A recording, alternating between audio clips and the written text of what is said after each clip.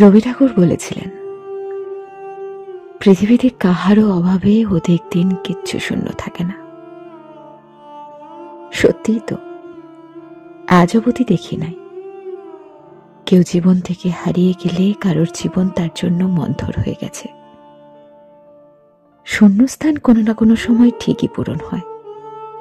কত ভালোবাসা, মনের টান, কত স্মৃতি উপেক্ষা করে মানুষ দিব্যি ভালো থাকে নতুন মানুষ নিয়ে।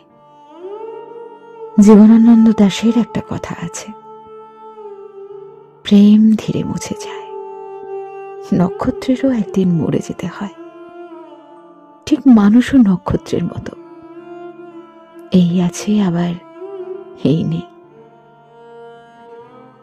মানুষের হৃদয়ে প্রেম ঠিকই থাকে, শুধু প্রেম আদান প্রদানের মানুষটার রদবদল হয়।